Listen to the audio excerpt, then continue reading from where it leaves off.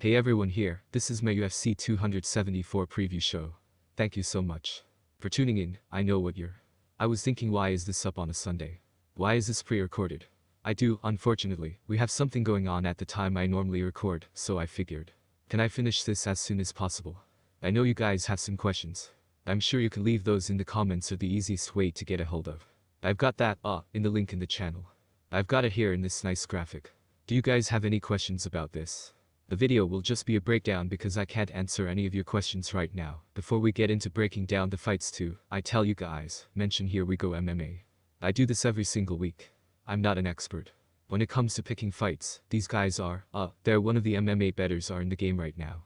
Now with over 120 units. All bets were off in the last year are publicly tracked and can be viewed. On Instagram, at Here We Go, Mod joined today's Hammer Squad consists of 5 units.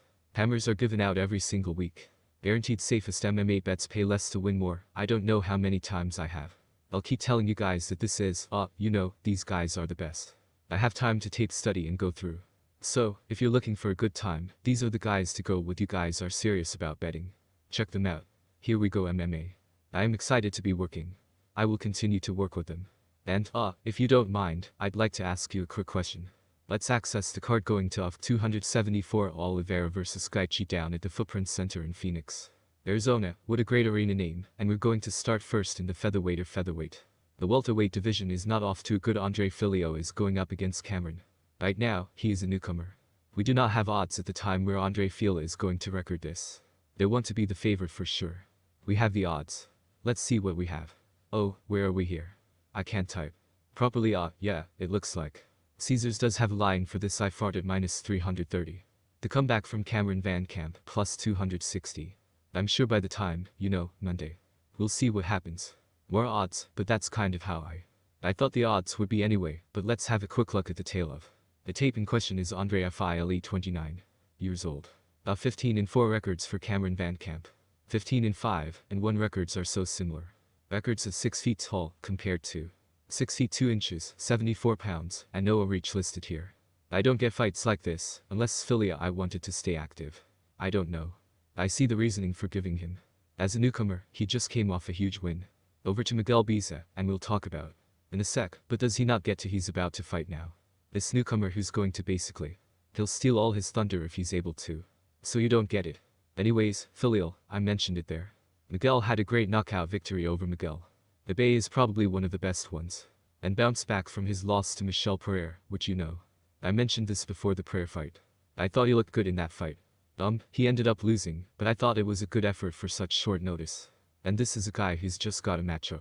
Has been knocking out all of his opponents. Comes from a great camp as well. So Fialho is training at Sanford MMA. This one is a bit of a threat. Cameron VanCamp, if you recall, had been scheduled to make his UFC debut against Nicholas Mata, suffered an injury. As a result, he was unable to accept it. I understand there were. I just think he probably owed him a fight. What are you doing for Fialho? 2 things are getting out of this. In the UFC, you fighting a guy on making his debut, a couple of decent wins on. It was on the regional scene, dance to Tenjina. I believe he is a UFC vet. Craig Ekberg, he's a training partner of Paul Felder, lost to Bobby Volker. A couple of years ago, UFC veteran lost to Austin Hubbard. You're aware that you're witnessing a lot of submissions win here, so I know how this fight's going to go. Fialho will want to keep this on. The feat VanCamp's going to want to take this close to the ground has never happened before. Submitted. No he hasn't, so right there. That's something to kind of keep an eye on. VanCamp. It would be extremely difficult for him to submit Andre. I think the odds are stacked against me. I would look at where they need to be. At Fialho by the knockout prop, this guy's. I've been on a roll with the power he possesses. VanCamp. Has he been knocked out? Bobby Volker couldn't do it. You have to go back to 2015, the last time he was knocked out, but I think Felix was one of those guys that, the power to knock out a lot. There are a lot of guys in this division, so the selection is difficult. It's going to be Andre Felipe by knockout. I think he goes out there and takes care of business. Okay. Next fight we're gonna look at this journey Newson is taking on Fernie Garcia. We've not seen Journey in. I've been here for a long time. And right now, the odds makers have Fernie Garcia is the favorite at minus 165 as he embarks on his first UFC journey. And, yeah, I'm pretty excited about this. As I mentioned, he's the favorite here. He's 30 years old compared to 33 for the trip 5 feet 5 inches to 5 feet 75 inches. So you have a range of 7 to 68. Some only a little. This one is a little older and a little smaller. So we haven't seen him since his loss to Randy Costa back in 04 September 2020, which is a very long layoff. I came into this fight and don't get a chance to speak to him. We did know why, that was the case. He was supposed to fight last May. But he withdrew under an undisclosed. I'm not sure if that's an injury, but you get the idea. That's a long time to be away. He's the type of guy who he struggled if you remember, he had nice winning streak is being signed at. He simply does not have that. So, this was reversed. I'm trying to recall the rules for a no contest situation. I can't remember what that was in my head, but either way, he's looking for now. Fernie Garcia, you have your first UFC victory. This is a guy that, just has the one loss in his career was a split. The decision in 2019, but things have changed since then. Decent opposition and nothing like that. There are a lot of decisions to be made here, but that Contender Series fight is really what, obviously turned heads. He's got that first round, finish there. He's also got some serious power. The ground game here. You look here and granted, the competition was not great, but a few amas first. The round concludes with, submission and he was actually on the Liddell Ortiz card. I didn't even realize that it had a decent amateur career as well. I know again, Fernie has a lot of. I don't typically like surprises. Putting money on fighters making their UFC debut. But I think Fernie's got all the. There are advantages to this situation, he is younger, he is a little bit bigger comes from a. I'm going to go see Fernie Garcia. The decision to get it done over the journey. I think he comes out in his debut. And looks outstanding, and gets it done. So that's going to be the pick. Okay, next we're going to look at Godinez taking on Ariane Karen. Colossi, as well as the odds makers at the moment have, Luffy has a favorite at -200. Ariane plus 170 did have a comeback. So, you can see it on the UFC 274 website. 5'2" a piece PLAYLIST 61 even at 61.5 years old, she is stunning. Ours is very similar as well, and, ours Ariane has a lot more experience. I come here with a 14-2 record compared to just 7-2 for Lupi, now Lupi's last. Great win over Lima. That was of an outstanding victory was lost to Luana before that, I think that was it isn't it true, that I was she's a 115er and when she's in that weight class, she looks great. The win over Juarez was great. We lost to Jessica Penn makes her MMA debut. That I believe, could have been used her way of being honest, and then has. It was also a win over Vanessa Demolish. They now train together, which is they've done some interesting things. Training, I should say. And had a decent amateur career as well. Going 4-4-1 is so wacky good wrestling, good submission. The game as well, seeing a couple of submissions. There she appears to be well known, Carnel. Oh, a couple of nice wins by submission or one submission winner in the previous fight. Over Nunes got the win before that, and then just a one loss to Angela Hill. She worked as a doctor for the UFC. Cut there as well, She's looked good, I think, this is a kind of like it's a 50-50th fight in my opinion. I fought Amanda Ribas in her pro debut. I didn't realize that, yeah, this is one of those where I could see it being I think the play here is close. You're going to play it as the fight goes. I've been pretty good with the distance. That has recently occurred, as evidenced by some of the most recent fights. Remember last week when I had Elkins and Tristan Connolly going the distance? There's another fight as well. I can't sort of have. I have the feeling that's the way it's going to I am going to bet -200 and Lupi. Godinez against her, probably not. It is a little bit closer than that, but if you do, Lupi should win there. If you're on the Lupi side, take her by the decision, I don't think there's going to be. I could see a finish here, Both women went the full 3 rounds. So the winner will be Lupi Godinez by. Okay, the next decision keeps it simple. Let's have a look at you, Kleydson. Rodrigues is going up against CJ Vergara. Right now, the odds makers have the Brazilian is the overwhelming favorite at -275. They come back to the garage regard. 26-35 6A page 67-69 so you'll see, there's a bit of a reach. There is an advantage for Pete Spratt there. Let's look at their last couple of fights. Rodrigues, of course, wins on before the Contender Series by decision. That had a couple of nice stoppage wins, but isn't there a lot of opposition there? Take a look at 0-5, 2, and 3. So again, I'm always a little weary of these guys. There's a team. Also, who is this Nogueira guy? When they're making that leap. Because he's only got 7 fights, which isn't great, although his opponent's same. He doesn't have that many fights. Either he lost to Today Osborne in his last fight, losing a decision in that one.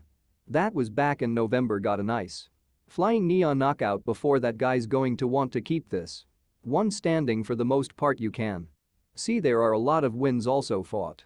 Jonathan Martinez back in the day, yeah, it's another sort of. I do favor the interesting fight here. Brazilian here. I do agree with the odds. I think there's a little bit more upside. On him getting it done is the question. Does he get the submission victory? This one, I think it's possible again. He'd lost by submission before we saw a few years later. I was back at LFA 40 ago. I think if you're going to bet us in this fight, you take him by submission in this fight. But again, I still think he probably wins, but I'm not. I'm going to bet minus 275 for a guy he's just making his UFC debut, so yeah, the Rodrigues has been chosen by submission. Okay, let's move on to the next topic. Tracy Cortez and Melissa Gatto are, really. This is a crucial fight for the flyweight division. Right now, the odds makers have Cortez. The slight favorite is minus 180. Melissa Gatto plus 150, 28 to 26, 545 apiece, 67 to 69, with a slight reach advantage. Tracy Cortez of Brazil was present. Of course, training at Fight 381 is essential, of the best gyms in the world with Eddie.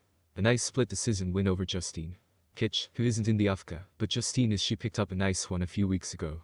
The later Lena McFarlane. It also has a win over Stephanie Egger. Vanessa Mello, it was a Maria Agapova. Looking back, that was a good win. And had a split over Erin Blanchfield. I don't think she won that fight, but still. The fact that he's even that close, I am very high on Erin Blanchfield. She looked fantastic. Her one loss in her pro debut was Tracy Cortez is quite, I believe she's correct. Weight class. Remember, she's sort of bouncing around now that she's been at 125. For a bit now, it looks great. Melissa Gatto, 26 years old, nice body kick win over Sahara Eubanks, which is good, Sager is a lovely young lady. She's a tank, it's tough to take her out.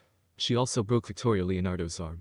As well, she's got some serious submission skills here, so that's where it gets interesting. If Gatto can get this to the ground, could be very dangerous. I'm interested in this one, but I don't think that happens. I think Cortez keeps. I think she goes out with us. She outstrikes her and gets. Many of these have won by decision.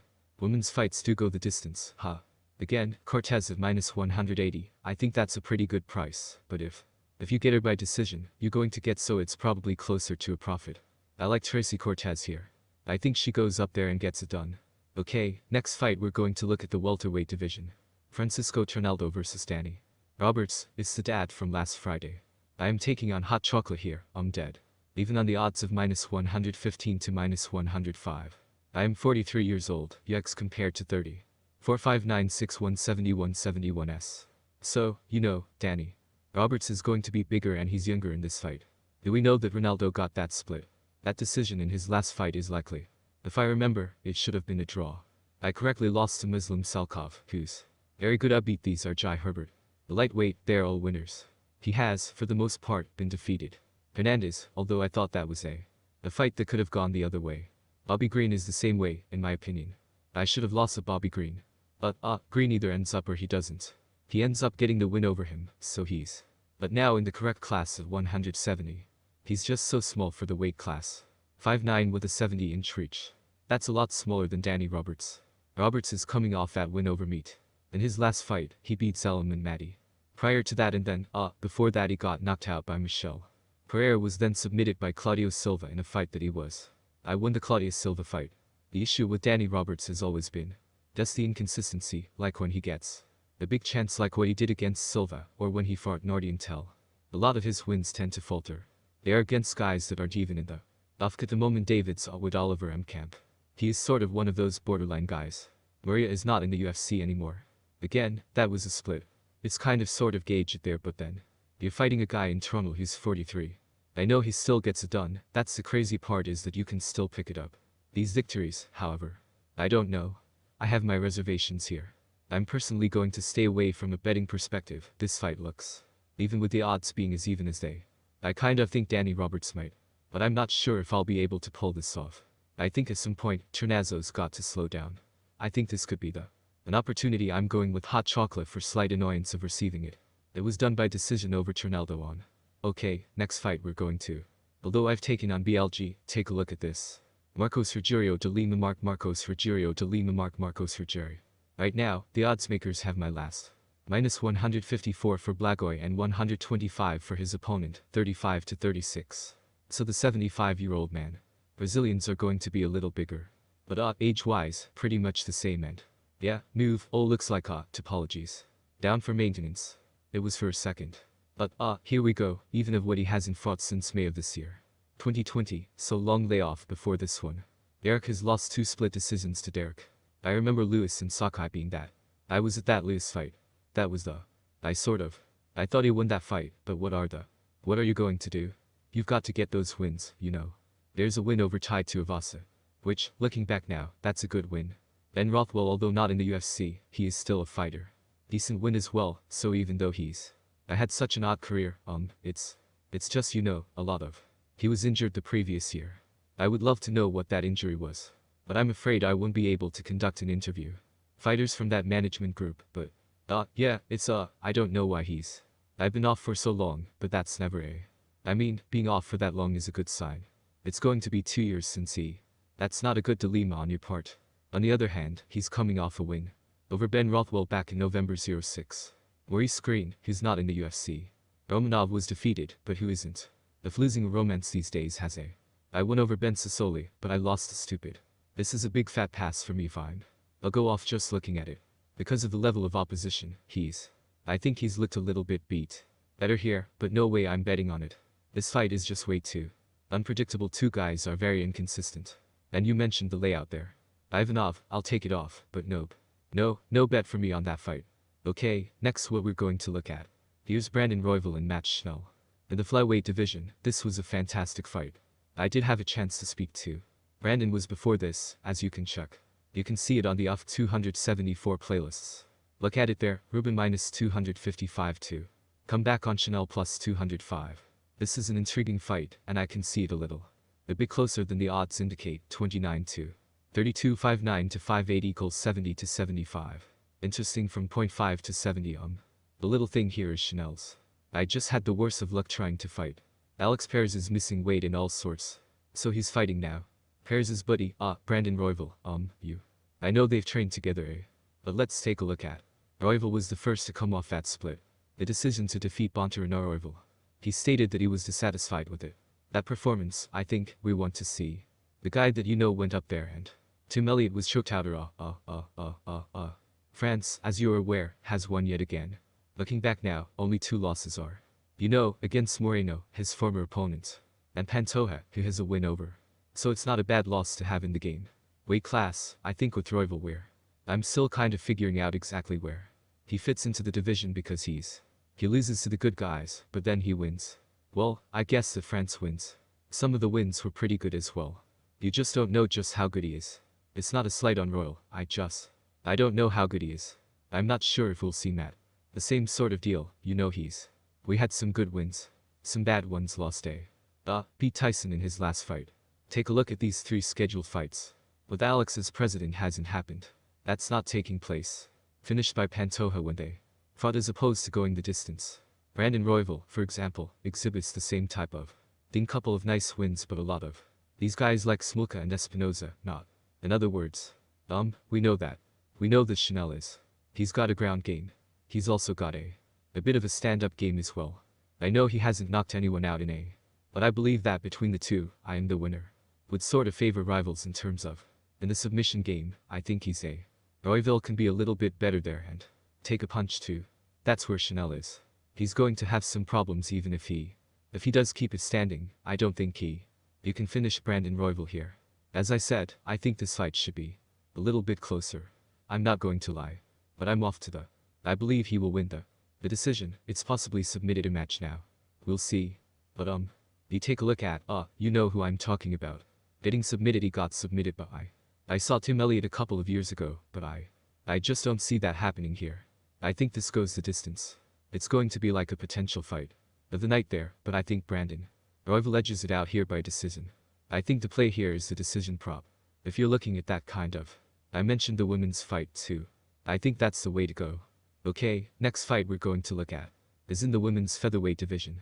That's right, featherweight, not at bantamweight. Two former bantamweights. We've got Macy's on taking on the Norma. Dumont.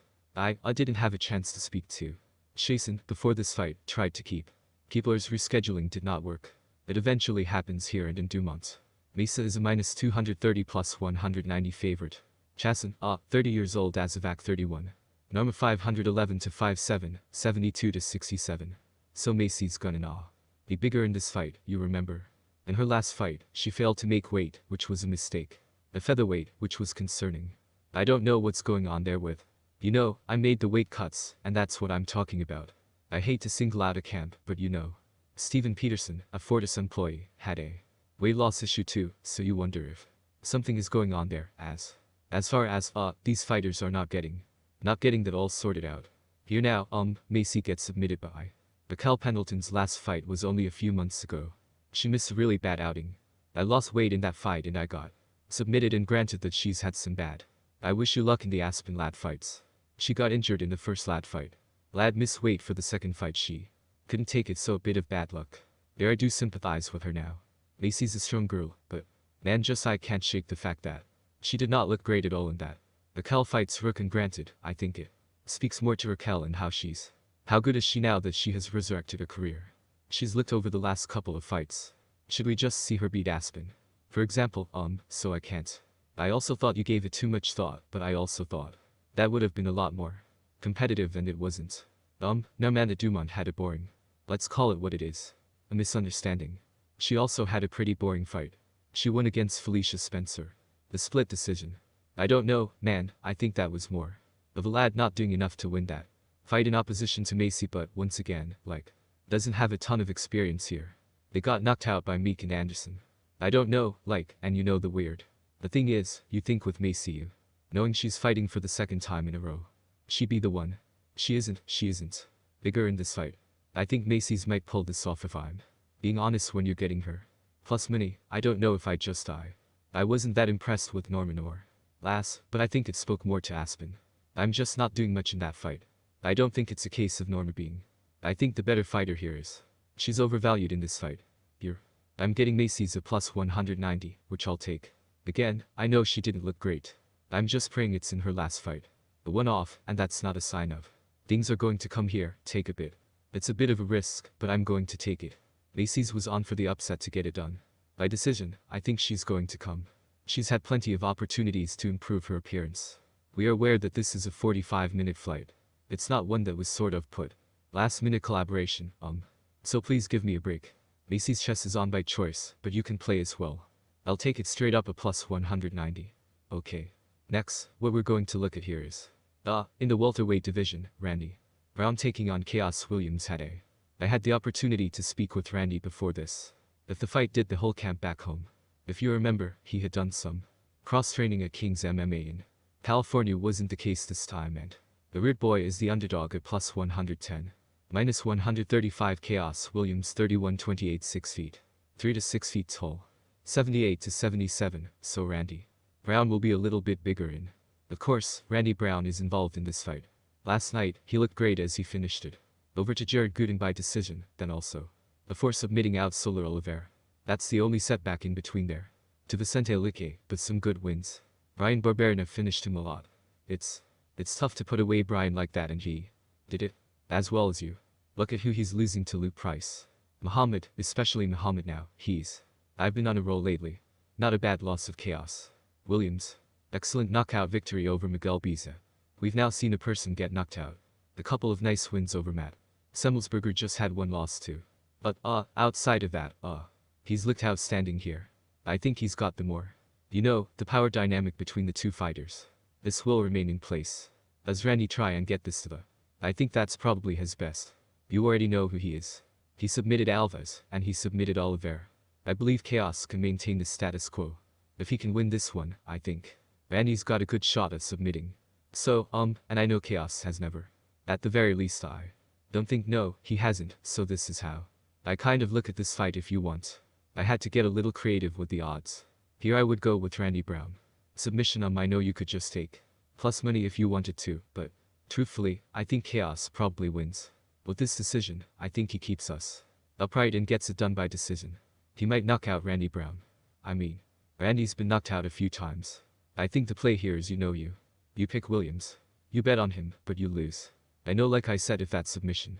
Let's take a closer look at the prop. The submission prop is right now for Randy. Is anything crazy here? I might do something crazy. I might just have Brown inside the distance plus 240. I would look for that submission prop just in case, because again, I think that's where he has the advantage here, most likely what's going to happen, Khaos. Williams keeps us on our feet. He lands. He either receives he either gets a knockout or he gets like you. I understand that his decision is solely based on his personal preferences. So the pick's going to be Khaos. But I'm going to throw a little bit by submission, sprinkle on Randy Brown. That's because, I think the odds. It will probably be pretty good.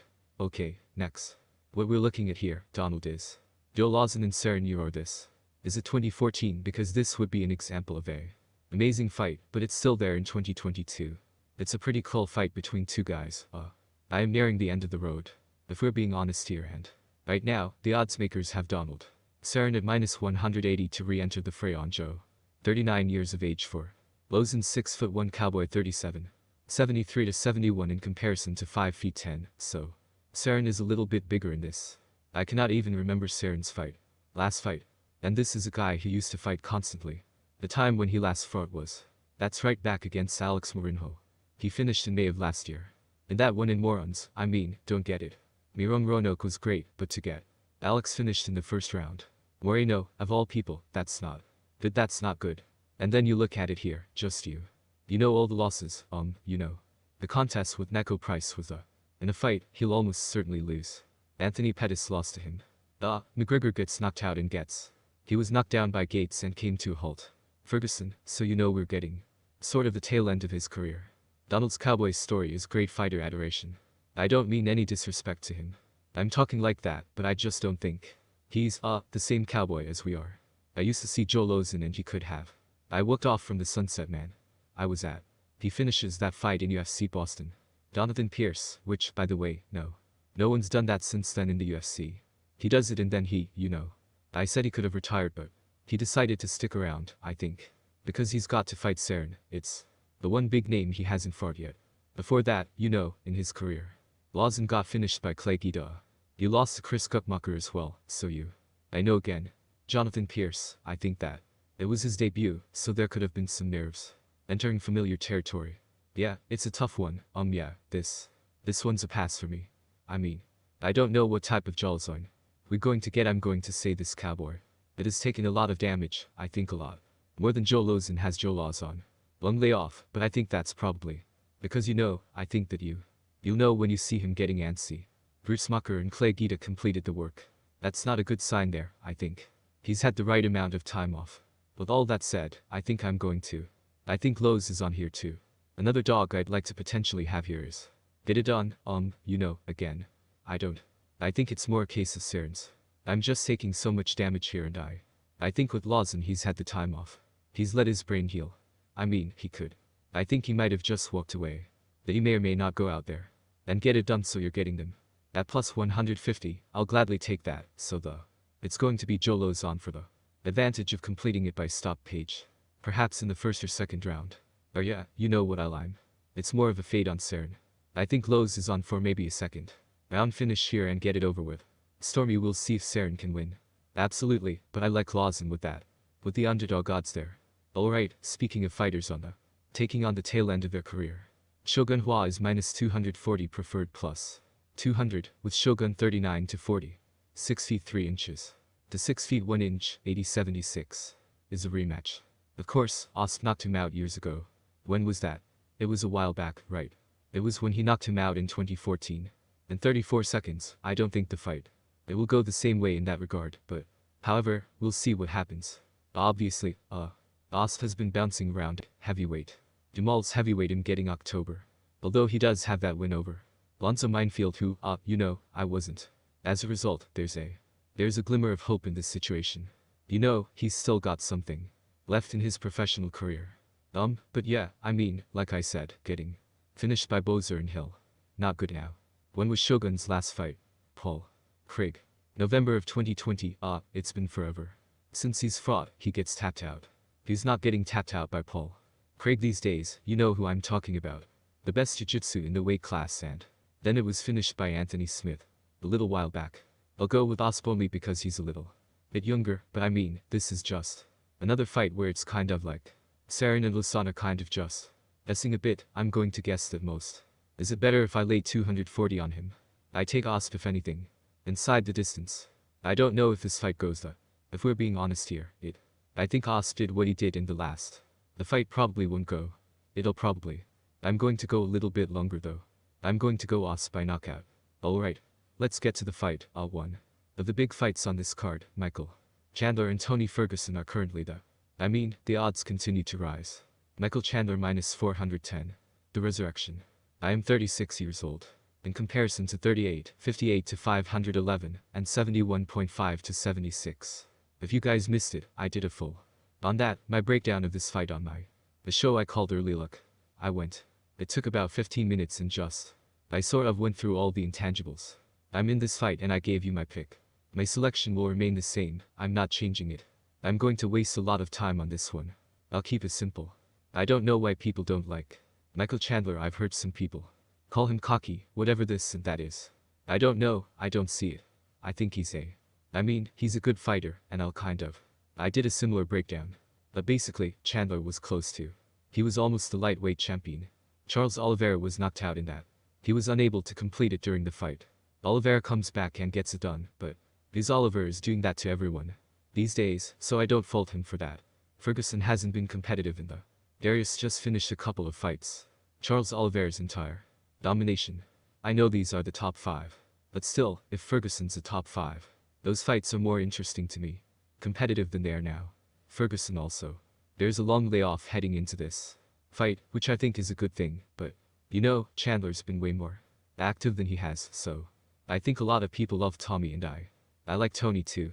I think he's a great. However, I believe that people are. You familiar with Tony? I fought Pettis or Cerrone, I don't know.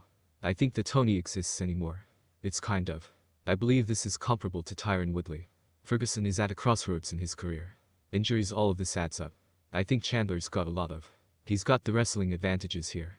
I think he hits harder, there's. For so many reasons, like Chandler here, I'm not going to leave minus 410. I might even look at Chandler by. This isn't because Ferguson is extremely. It's tough to put away, we've seen a lot of. You guys try and fail when it comes to. So, Chandler. Are you going to get any good money? There's Chandler by decision, plus 240. I'm thinking about giving it a shot. Because, again, Ferguson is very durable, but I like Michael Chandler. Stay in this fight again if you want more. A detailed analysis, I have the preview. There's a UFC 274 playlist on this page. So make sure you check that out. But, yeah, Chandler is the winner. All day. It's like you're just guessing that Ferguson's going to come out and look like it's the old Ferguson, but there's no reason. I'm going to assume that he will. Chandler to get it done by decision. Okay, Rose Namajunas, the co-main event. Carlos Esparza in the rematch for this fight has the strawweight title written all over it. Their turn. And Carlos Esparza, plus 165. 29 to 34. 65 to 63, 5 feet 5 to 5 feet 1. So there will be a lot more people. Compared to their first fight, Rose has decided to go out to lunch, which is a much better idea. Fighters since they fought back then. Carlos had some ups and downs, but she's looked pretty good, more so than usual. But Rose, take a look at these. It's insane to think about this resume here. She's fought probably the best. You can fight outside of moving. Valentina has moved up a weight class and will be fighting Valentina. But take a look at this since she had Carolina Watterson again, that lost to Jacek twice, still the only person to end in Jacek's in the very last. You cannot look in the first round. Past. That Andrade's defeat was significant, she triumphed. In the first round, she got slammed in the. Then it happens. Guess what she did? She had the rematch and proved to everyone. Wrong, get it done. I even got dropped in. That fight still came back and won well. They're victorious in their head kicks. No Wally Zhang. No one's done that to Wally in the UFC. Rose did it in the rematch, some people felt.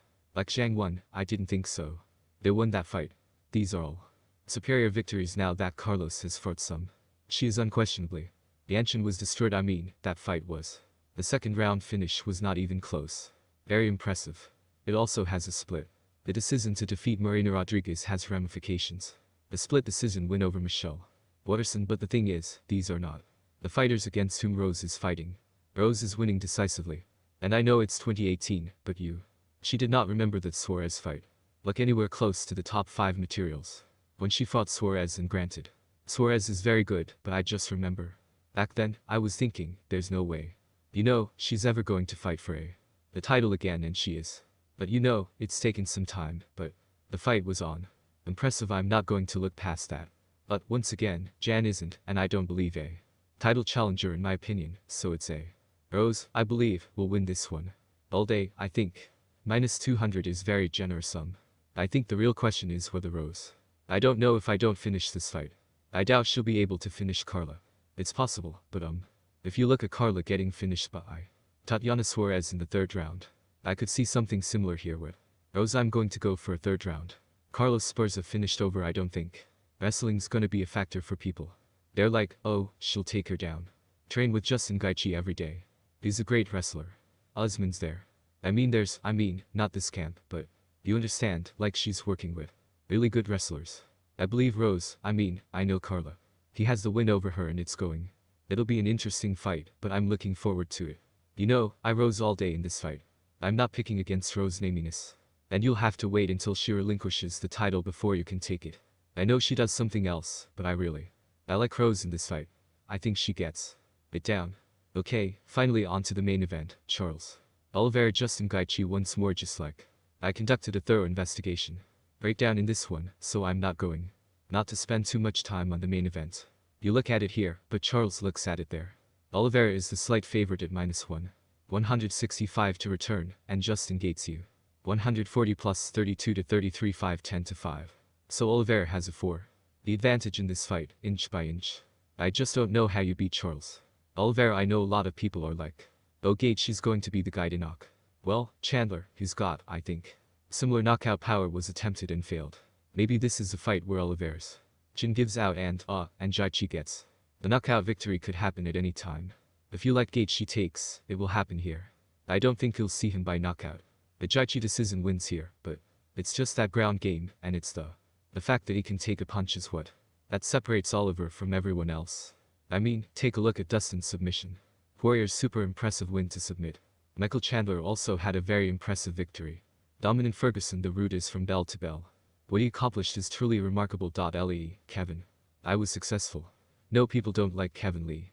But remember, he outstruck him, and then I got the submission win in the 3rd. This was a good win all around. Oliveira is a very difficult Oliveira too. I think the only guy right now is, I think in this weight class, I could see giving. His issues are most likely Islamic, but outside of that, I don't think Gaethje has given him anything he hasn't seen. Gaethje's a good wrestler, but we've seen him get submitted by Khabib. And granted different styles, so he's a superior grappler. And my Oliveira, you could, in my opinion, even argue he has a better ground game than Khabib. That's where things get dangerous. So what do I think is going to happen here?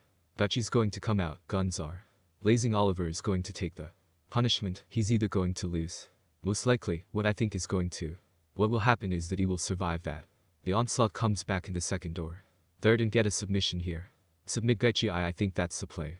I still think -165 is pretty good. Maybe just take Oliveira by the hand. Submission as well, with it being if you want more, again, a 5-round fight. A detailed analysis, go check out the video. But, Oliver, I like you. You guys know this if you've watched enough. I'm not sure if one of my streams is similar to Rose.